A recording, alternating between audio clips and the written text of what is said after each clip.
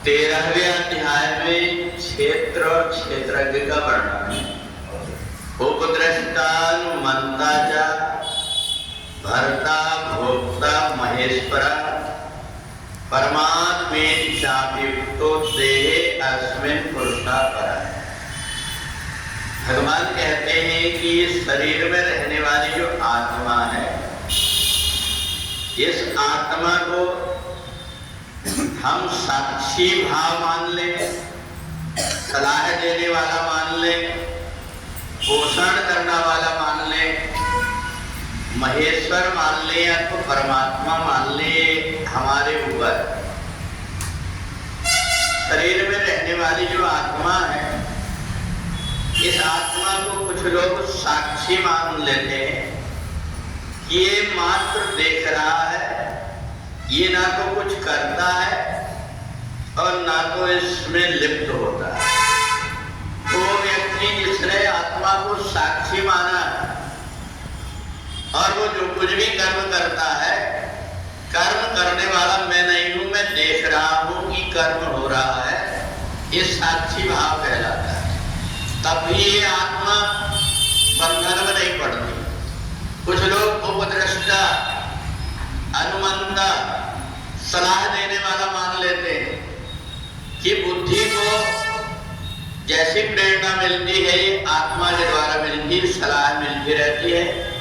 अब इस शरीर के ऊपर निर्भर है कि उस सलाह को मान रहा है कि नहीं मान रहा है। कई बार व्यक्ति कोई गलती करने जाता है, आत्मा उसको मना करती है, नहीं ये काम तेरे को नहीं करना, परंतु फिर भी वो कोई लोभ के कारण, लालच के कारण, काम के कारण, क्रोध के कारण उसमें उलझ जाता है। ये आत्मा उसको सलाह देती, वो मानता नहीं। तीसरा वो होता है जो व्यक्ति इस आत्मा को महेश्वर मान लेता है कि ये मेरे परमात्मा का ही अंश है, ये जो है चेतन है, अमल है, सहज सुख राशि है, इसलिए मेरे को ऐसे कर्म नहीं करना है जिससे कि मेरे परमात्मा को दुख लगे। ऐसा मान करके वो कहता है सोना और सोने के टुकड़ा एक ही होता है, इसलिए अयम आत्मा ब्रह्म, ये आत्मा जो है ये ब्रह्म है, इसलिए ऐसे कर्म में मत उलझाओ कि जन्म और मरण के चक्कर में पड़ना पड़े।